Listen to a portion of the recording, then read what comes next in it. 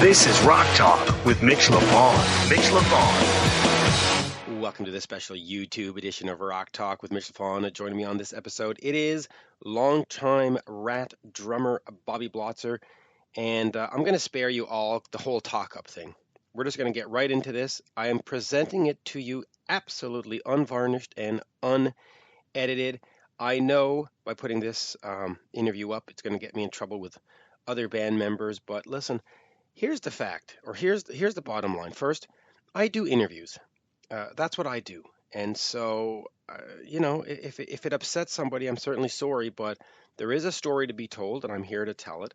And second of all, I'm just after 22, 23 years of knowing everybody in the band, I really am tired of the Ratt story. There are, 7 to 10 years left on the clock for classic rock bands. Fans are getting older, bands are getting older, and all these different lawsuits, which I'm not going to comment on, but it's enough. Just fucking suck it up, buttercups, and get on a stage and rock it out for fans. All this, well, he said that I don't want to hear it anymore. I want rock and roll. I want Round and Round performed by Stephen, Juan, Warren, and Bobby, and whoever else is on guitar, whether it's Carlos or somebody else. Just get it done. Stop the insanity. Get it done. Right? Does that sound fair? Is that a rant? Since I'm not one for ranting, perhaps that's a rant. But anyway, here we are. Unedited, unvarnished, the one, the only, Bobby Blotzer. We are speaking with Ratt drummer Bobby Blotzer. Good day, Bobby. Always a pleasure to talk to you. Greetings, Mr. Mitch Lafon, Yes. Canada Dry fan. Canada, yeah, from good old Montreal. So listen, we haven't spoken in a while. You have been sort of off the radar, off the rock radar for what, a good year now. Yeah, I'm loving it. So tell me, what was up? I mean, are you retired? Are you just hanging out? Are you planning a comeback? Why were you not part of the sort of musical landscape since what, March of last year, April of last year? Yeah, it was the last date we did for that 2016 whirlwind run the Ratt that I assembled to go out and bring Ratt and roll music to the fans, and had an extremely successful tour, financially, attendance-wise, etc. People loved it. Great band. Other than the other things that took away from it, having to deal with the litigational things, and it had its ups and downs, but I had to take some time. I had to take 17 off because my back was so jacked up, which it has been since we worked on Infestation. We were working 8 hours a day, working that record up for about a month straight. That's when my back started kicking in. I'd already did my neck surgery in 2013, which kept me off the last 3 shows that we did, and they had a fellow come in and play drums on those, whom had gone back out with them after this unfortunate situation that we went through regarding this litigation. But, I had to do the surgery to fix my L5. It was completely collapsed, and it was a hell of a surgery. It took 3 doctors 11 hours to make it open up, and they put the things in there and all the metal and all that junk it feels good now, and I'm moving around, and I'm feeling great, like I can go golf and I could go rock and all that kind of stuff, so that's where I'm at. And dealing, of course, with this ongoing, going on 3 years, litigational nightmare that Warren brought on me initially. And then I had to extend over towards the other fellows for absolutely reasonable and needed reasons, and I don't know. The next question is what? I'm semi-retired. I have a great life. The good thing is Ratt makes lots and lots of royalty money, and I'm not worried that I have to go join something kooky like LA Guns and travel in a van around the country. So, I don't want to do anything really but play with Ratt unless I can join a Beatles tribute band or something, in all honesty. But, I would like to finish the game with Ratt would be ultimately nice. God knows that could probably never happen, but I would hope that would someday be a possibility. We're in a fight, we're in a boxing ring. When the fight's over and the smoke clears, win, lose, or draw, I'm up for playing and finishing it out for the fans and for myself. I have to live with this cloud in my head, and I don't like it.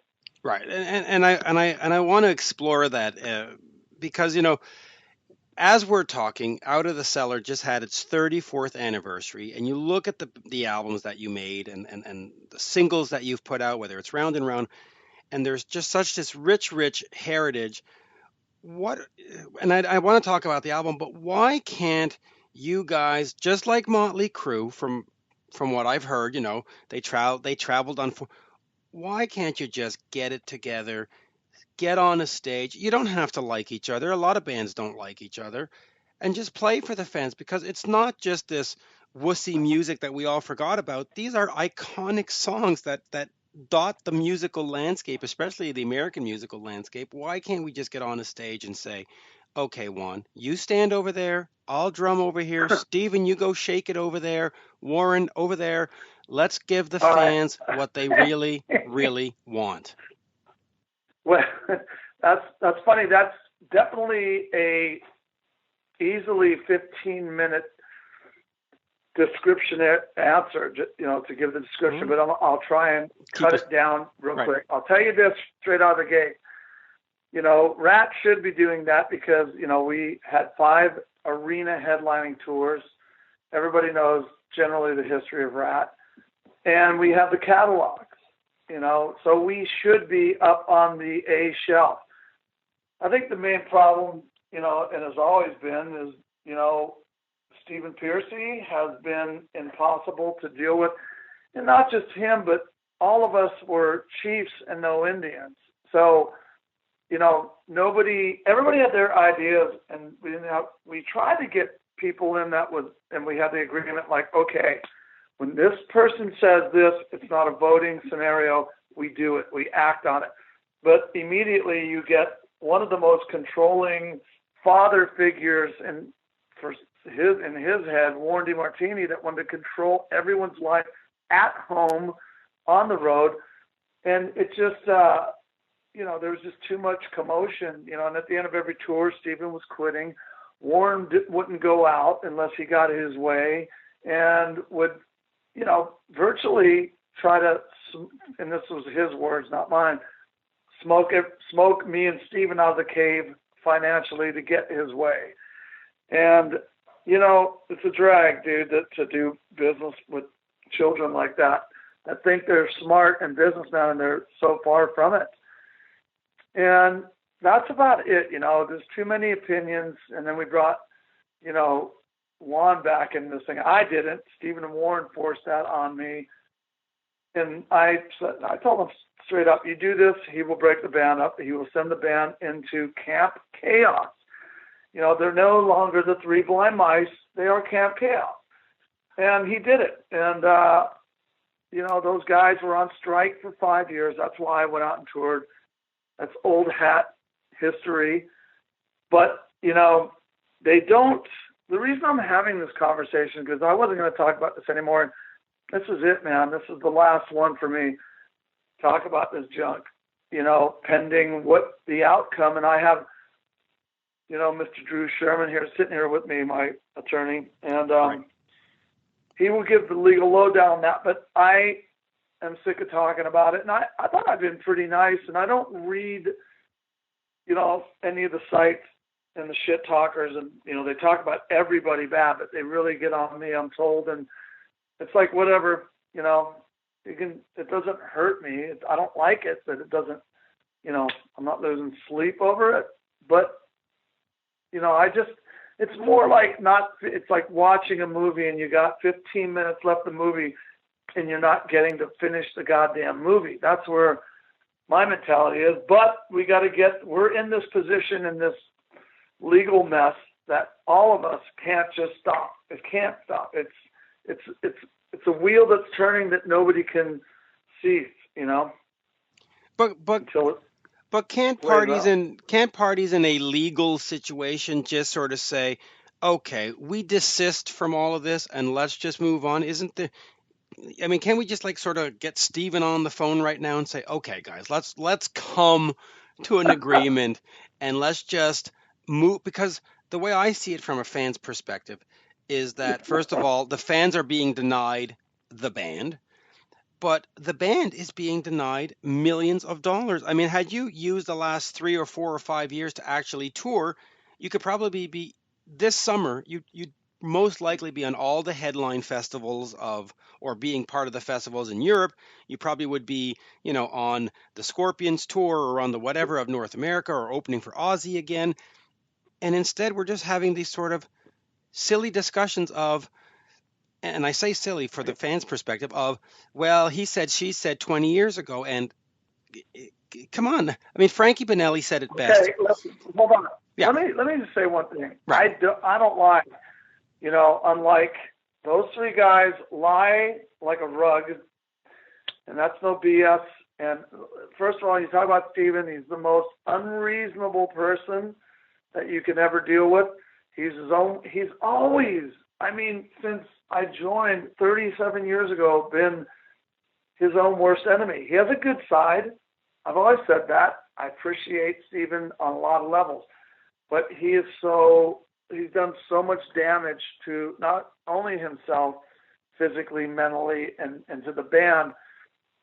For you to say and perceive that we could just go, okay, let's all get along, get our own bus. The problem with that is, we can't get the kind of dough that will do that right now because of the reason that Mr. Piercy, the whole way, has always, when Ratt is not on the road, he's out playing for $3,000, $5,000, doing crummy shows.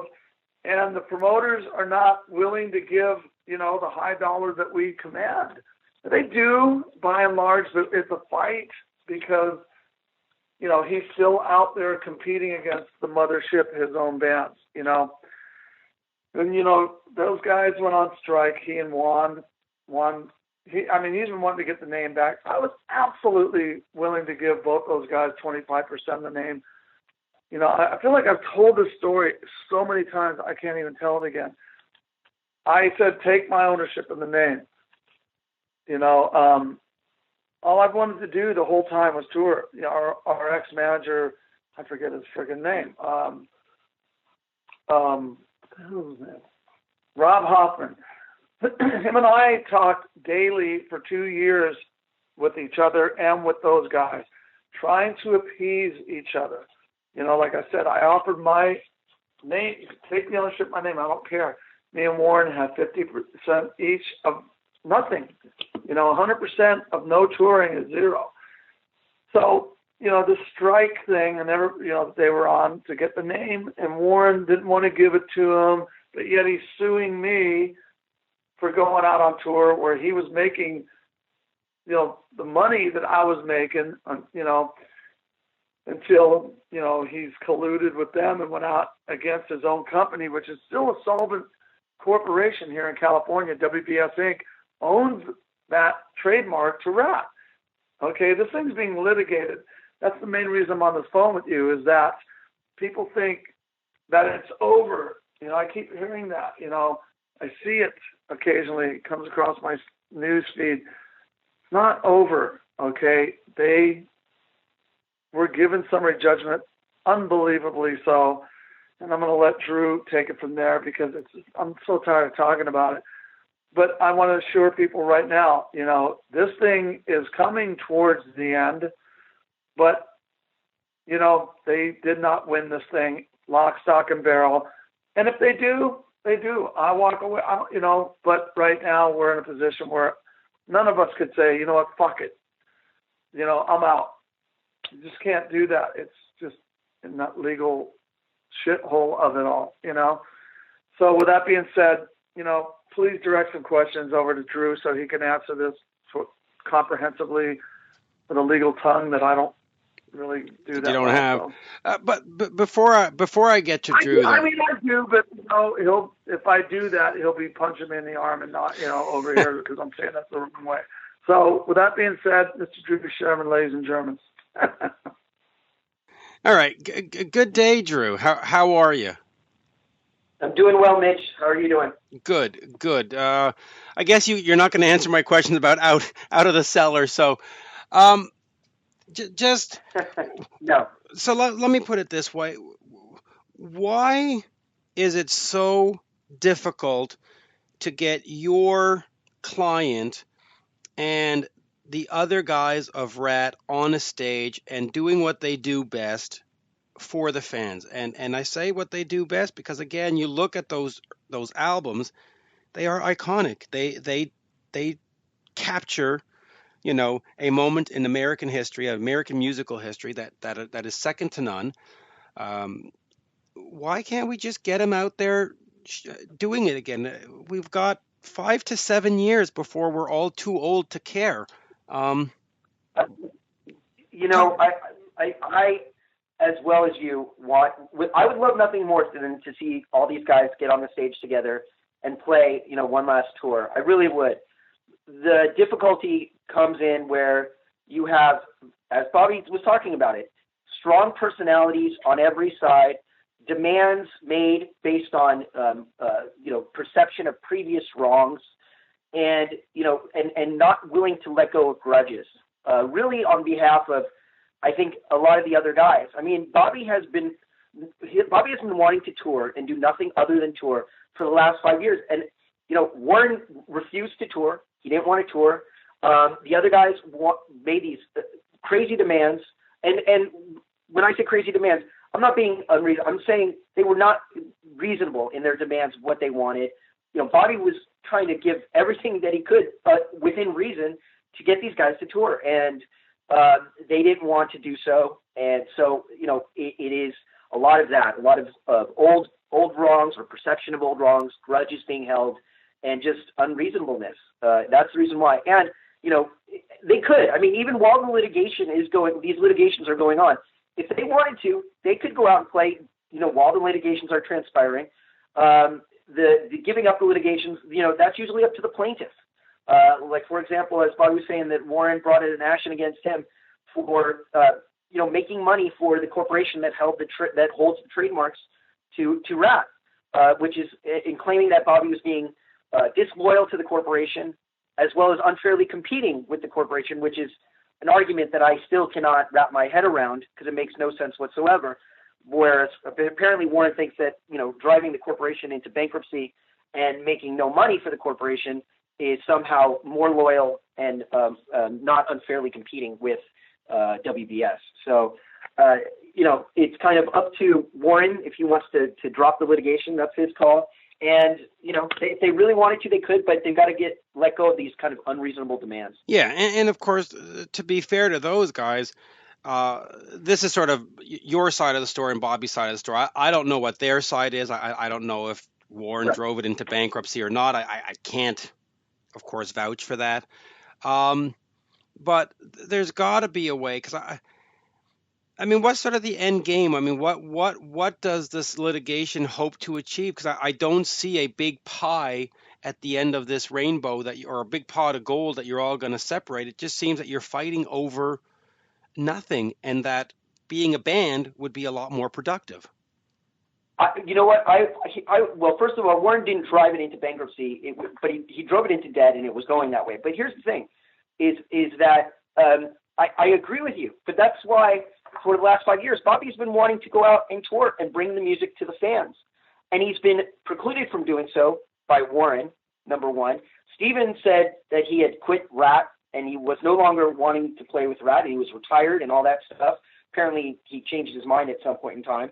And, bringing Juan back into the mix, but Juan wanted, various, he made demands that were, unheard of, that would have precluded, the demands would have precluded the band from actually going out and touring because of what he wanted for past perceived wrongs.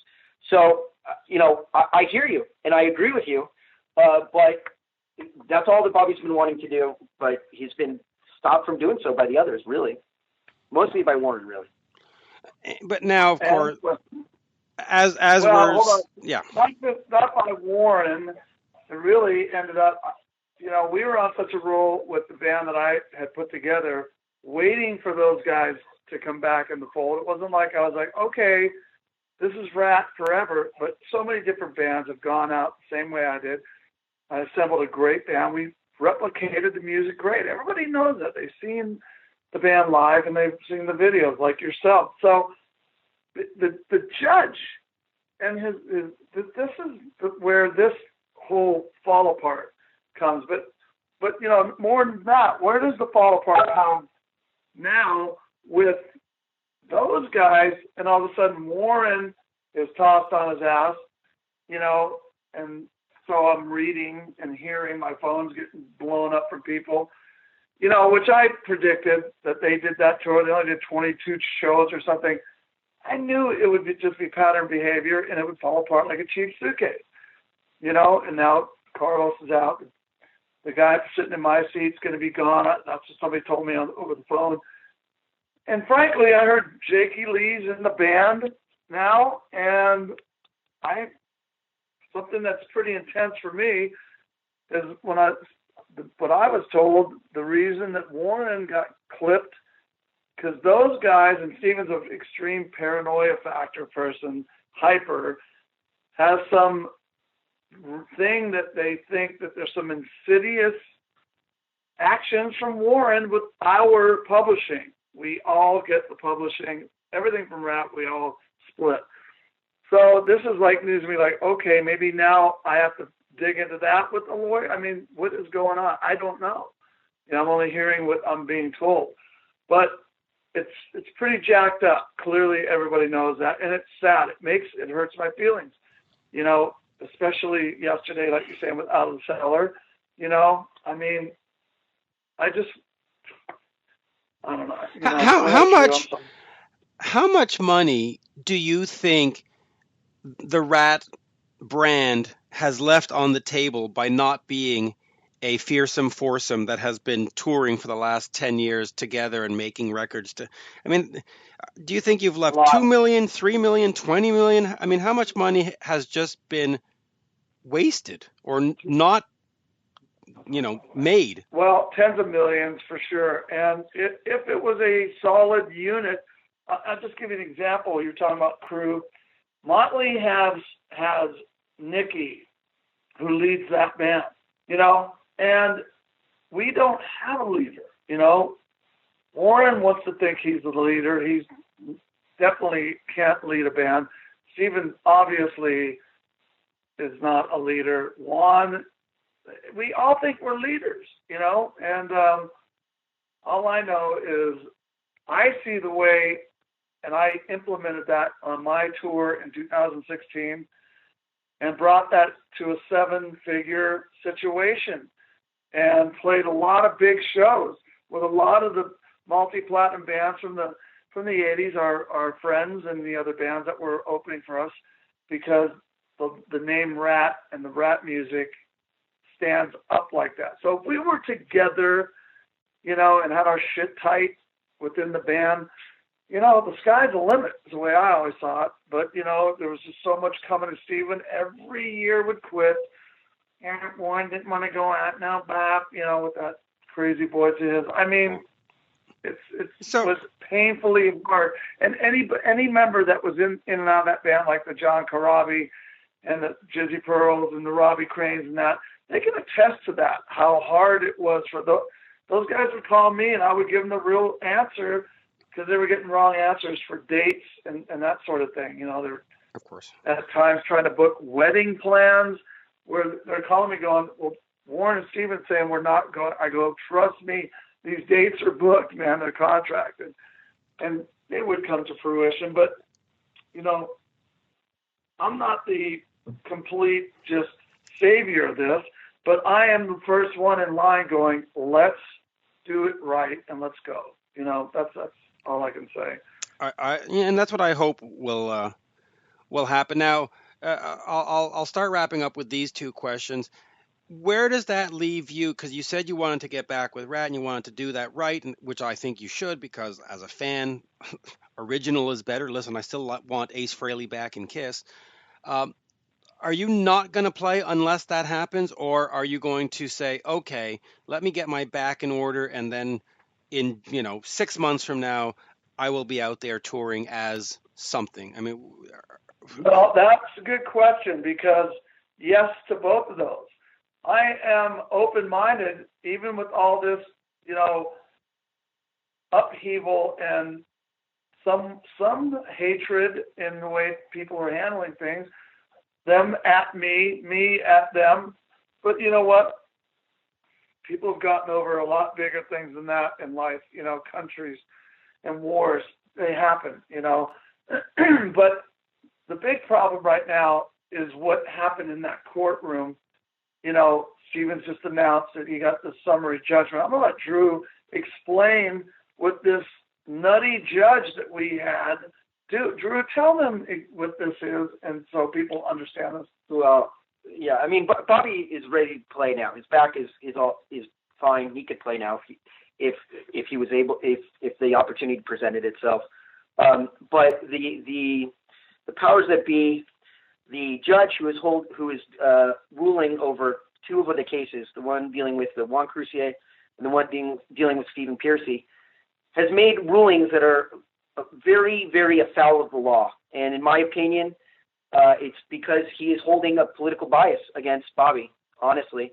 And I think it's unfair. Justice is supposed to be blind. That's why all the statues, Lady Justice has a blindfold over her eyes, because the law looks at everybody equally. And unfortunately, in my opinion, this judge is deciding to bring politics into the courtroom and has really been railroading unfairly, in my opinion, Bobby or WBS, really. And my politics are far from Bobby's politics, but it does not matter. It does not matter. It doesn't matter if there was a neo-Nazi in the courtroom. Everybody's supposed to be equal under the eyes of the law. And This judge is, just consistently making rulings that are, I can't even understand them. And the only thing that can be concluded from the rulings and the consistency of the rulings and the way that he's been ruling is the fact that he's holding a political bias against my client. Imagine this. The judge was actually supposed to retire the day that he got assigned our first case against Juan Crucier, okay? And has been sitting on the bench, and that was 2015. He's been sitting on the bench this whole time. In my opinion, why? Because he doesn't want to give our current president, an opening of a federal judge to put in another one of what President Trump decides is a good appointee for a federal judgeship. And you know what?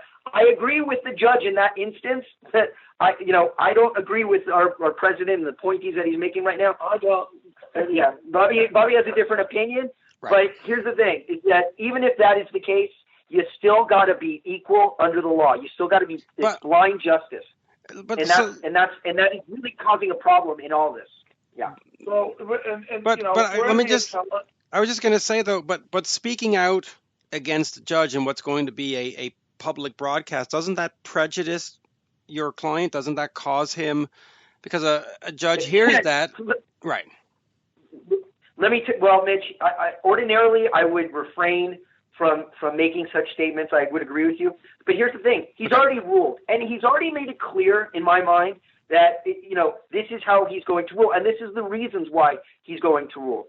That is the case. And if he's going to allow, in my opinion, his political bias to influence his rulings, and mind you, he's going to retire as soon as these cases are done, or even in the middle. He's going to retire. So, even if there was a complaint that could be made, he doesn't, in my opinion, he doesn't care. He's just going to ride it out as far as he can until he decides he wants to leave the bench, because the men and women in the black robes that we see up on the bench, they are there for life. The only way they can be removed is by retirement, death, or insanity. So, if he's going to allow his political bias to be quite obvious, if he doesn't care, I don't care. And Gotcha. I agree. Ordinarily I would not make these kinds of statements, but I'm sorry. There's no other reason why I shouldn't at this point. He's already ruled. We're up on appeals on both cases. The Ninth Circuit Appellate Court should reverse or remand his rulings because they are, once again, all I can do is follow the law. Right. But the judge can do whatever they want to do. See, and the law says something. I'm just going to say I'm going to chalk it up to the judge being a great Ratt fan and just wants to be in the courtroom with you guys. That's how I'm going to qualify. Here's the thing, though. Right. Here's the thing. If he was really a Ratt fan, he would have ruled for us and not the other way, because then he would be able to go to a concert, buy a ticket, and see Ratt play. No, that's true. And Bobby, any last words, and quickly on Out of the Cellar? I mean, 34 years, one of the greatest albums. I know it's a quick left turn from all the legal stuff, but I got to get just a quote. I mean, how special was that album for you? I mean, obviously you've got Round and Round, which was sort of the massive single, but you can't deny Wanted Man and Lack of Communication and Back for More, and right? I mean, just your greatest record or one of your greatest records? It reminds me of every generation has their bands, and like say Boston for the 70s. I'm not comparing us to the Beatles and being good, but there's bands that put out a record where every song is kind of a hit and catchy. That's the way Out of the Cellar was. Every song was liked. Nobody was skipping over songs, and it had magic, a lot of magic to it. And I got to tell you, it's still generating, just by the virtue of Round and Round. It's still such a huge song. And we were on that Stranger Things show, and that's really up the ante of the mailbox money, as I like to refer to it. I mean, it's not just about the money, but I'm so proud of that record and proud to have been a part of the team doing that record. I mean, we were very young men and went from nothing. Most of us, came from really humble, beginnings, and came home, buying Porsches and houses. It was pretty cool. I mean, it was the life dream, and I loved the record, and I appreciate, all my band members, great playing on it. And I appreciate the fans, moreover. Yeah, and of course we appreciate Tawny Katane on the front cover, but it's just, here you are 34, right? 34 years later, and the thing still sounds fresh. It still sounds massive. I mean, when you hear any of those songs, whether it's Back for More, they're great rock songs, and they don't sound dated. There's not that horrible keyboard that was in some songs in the 80s. There's not that typical production. It just is a great slice of rock that just has lasted, almost 40 years now. It stands the test of time. And I'll tell you this, and then we can mop it up. Like I said, win, lose, or draw on this, I expect to win both the cases. The one with me and Warren against each other for our corporation, he still has that going on, even after he went out with those guys against his own corporation that owns the name. Bad move for him. Either way, let me rephrase that. If WBS takes control of that name back, which we expect to happen, I'm going to say to those guys, do you want to continue and go out? I mean, they'll probably tell me to go fuck myself.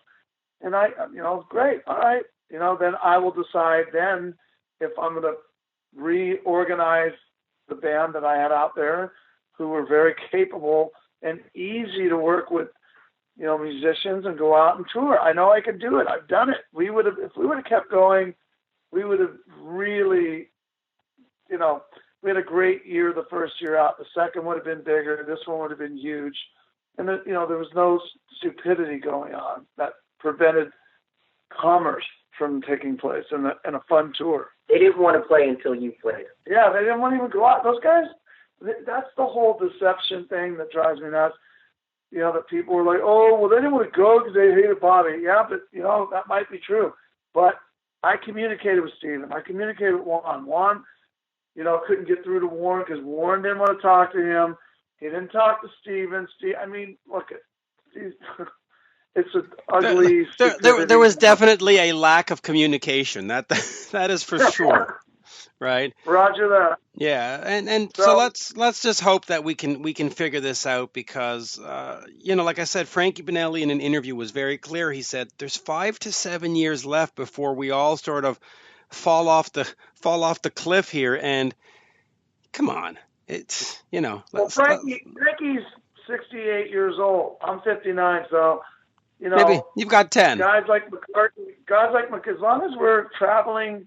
It's not wearing, where you're comfortable and you're not completely burnt out. I'm good to go, man.